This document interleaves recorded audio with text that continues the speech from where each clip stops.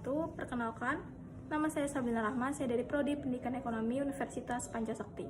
NIM saya 1872050063. Di sini saya mau mengerjakan tugas dari dosen saya, Ibu Ayu Nurul Amalia Eskom MPD, dengan matkul metodologi penelitian dengan judul Pengaruh Transisi Pembelajaran Jarak Jauh ke Pembelajaran Tatap Muka terhadap Hasil Belajar di SMP 06 Bekasi. Oke teman-teman, kita simak video selanjutnya ya. Di sini yang pertama ada pendahuluan. Terhitung sejak Maret 2020, pemerintah pusat memberikan kebijakan pertama terkait pandemi COVID-19 dalam dunia pendidikan, yakni meliburkan aktivitas tatap muka pada seluruh lembaga pendidikan, mulai dari tingkat kelompok taman kanak-kanak, KB, SD, SMP, dan SMA, hingga pada perguruan tinggi. Hal ini dilakukan sebagai upaya-upaya preventif pencegahan penularan virus corona atau yang disebut dengan COVID-19. Hal ini tentunya berdampak besar pada perkembangan pendidikan anak, yang saat ini dituntut untuk belajar mandiri dan belajar secara daring yang tentunya membutuhkan dukungan pembiayaan yang memadai. Pembelajaran daring atau online adalah sistem pembelajaran tanpa tatap muka atau bisa disebut dengan pembelajaran jarak jauh. Antara guru dengan peserta didik dengan dukungan jaringan internet. Serta awal pelaksanaan PTMT, sebagian peserta didik datang terlambat karena merasa masih mengikuti sekolah daring. Beberapa faktor di atas merupakan salah satu adaptasi baru yang ditemukan sebagai stimulus penguat pendidikan sehingga peserta didik, lembaga pendidikan, sekolah atau madrasah, dan keluarga harus saling mendukung untuk membangun kembali fondasi semangat peserta didik dalam menuntut ilmu dan mencapai tujuan hasil pembelajaran. Oleh karena itu, penulis menganggap bahwa sangat penting melakukan penelitian saat masa transisi seperti sekarang ini serta mendalami analisis perubahan hasil belajar.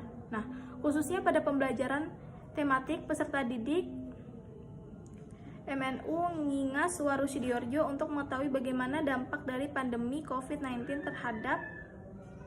terhadap transisi perpindahan kebiasaan baru dan kondisi pada saat pembelajaran jarak jauh atau disebut dengan PJJ dan pembelajaran tatap muka terbatas PTMT dilaksanakan, sehingga penelitian ini akan menjadi gambaran terhadap lembaga pendidikan, sekolah atau madrasah, guru, bahkan orang tuanya untuk melakukan strategi yang tepat dalam membimbing tersebut, sebab dengan keadaan sosial yang baru ini tentunya pelaksanaan pembelajaran tidak akan sama seperti semula.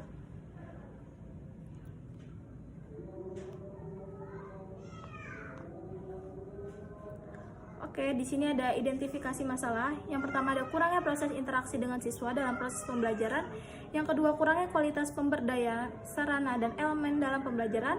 Dan yang ketiga, kurangnya mengolah bahan ajar untuk disampaikan dalam proses pembelajaran. Yang keempat, kurangnya disiplin siswa dalam pembelajaran. Dan yang terakhir, kurangnya keterbatasan sarana dan prasarana, khususnya dukungan teknologi dan jaringan internet. Oke, selanjutnya ada pembatasan masalah. Berdasarkan latar belakang dan identifikasi masalah, maka penulis perlu membuat batasan masalah untuk memperjelas masalah dalam penelitian.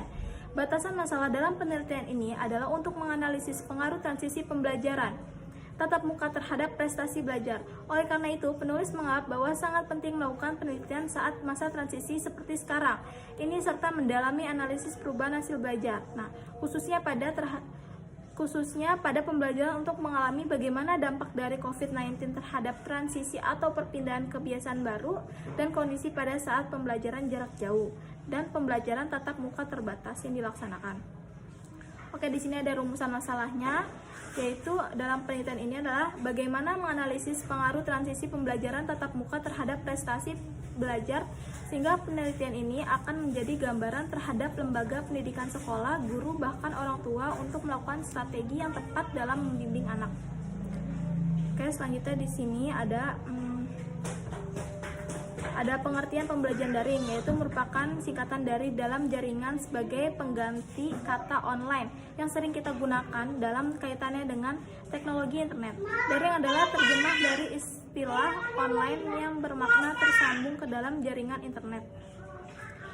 Pembelajaran daring artinya pembelajaran yang dilakukan secara online menggunakan aplikasi pembelajaran maupun jejaring sosial. Oke, next, selanjutnya ada ciri-ciri pembelajaran daring, yaitu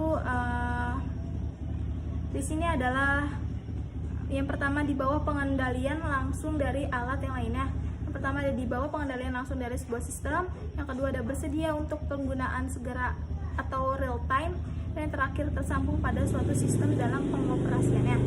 Dan di sini ada mode pembelajaran daring, yaitu melibatkan pengampu dan peserta secara penuh. Peserta melakukan pembelajaran daring dengan mengakses dari mempelajari seluruh bahan ajar, mengerjakan lembar kerja, dan berdiskusi dengan guru. Oke, di sini ada manfaat dan faktor penghambat pembelajaran daring.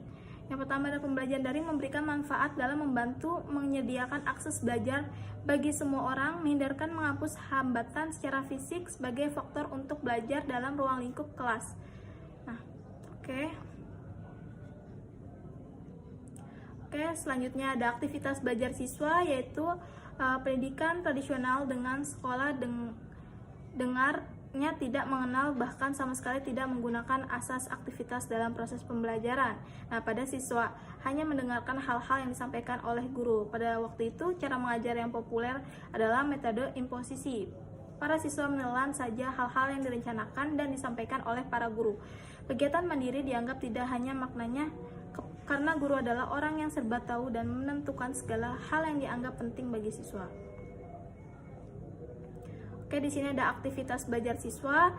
Menurut ahli biologi, yaitu menemukan suatu konsep atau teori yang disebut elan vital pada manusia.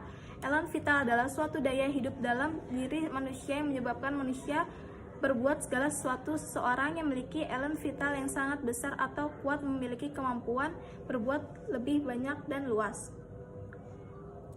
Oke, di sini ada faktor internalnya, yaitu yang pertama dari aspek fisik, yang kedua ada aspek psikis, yang ketiga ada yang faktor internalnya ada keadaan keluarga.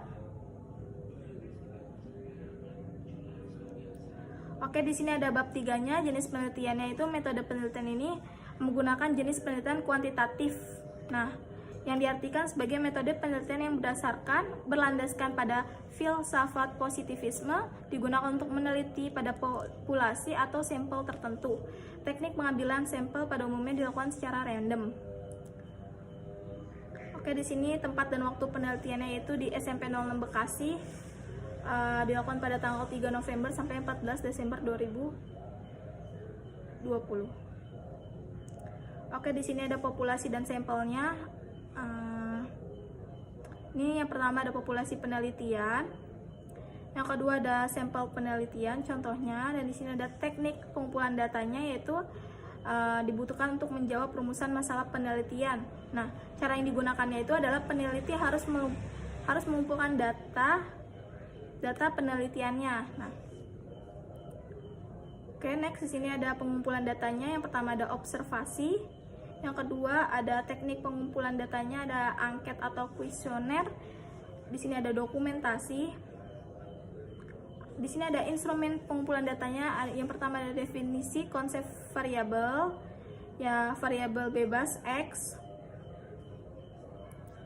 definisi operasional dan indikatornya, ada pembelajaran daring, aktivitas belajar siswa, instrumen penelitian. Oke, teman-teman, terima kasih. Oke, selanjutnya di sini ada bab 4, yaitu hasil dan pembahasan. Di sini penelitian ini menggunakan data primer yang dikumpulkan melalui angket dan kuesioner yang dibagikan kepada responden. Kuesioner berupa kuesioner angket, kertas yang dibagikan secara langsung kepada responden. Di sini ada gambaran umum objek penelitiannya, profil sekolah, nama SMP 06 Bekasi, jenjang pendidikan sekolah menengah pertama, status sekolah, negeri, alamat sekolah 17411, kelurahan Jatiwaringin, Kecamatan Pondok Gede. Oke, selanjutnya ada kesimpulannya. Berdasarkan analisis data, pengujian hipotesis, serta hasil dan pembahasan yang telah ditemukan peneliti, dapat diambil kesimpulan sebagai berikut. Pertama, terdapat pengaruh yang positif dan signifikan dari pelajaran model pembelajaran tatap muka terbatas terhadap prestasi belajar siswa SMP 06 Bekasi. Hal ini ditunjukkan dengan nilai signifikan uji sebesar 0,05, kurang lebih 0,05, dan nilai hitung 10,491 lebih besar dari F-tabel 4,38. Maka dapat diinterpretasikan hasil pengujian tersebut menunjukkan pengaruh antara variabel X terhadap Y.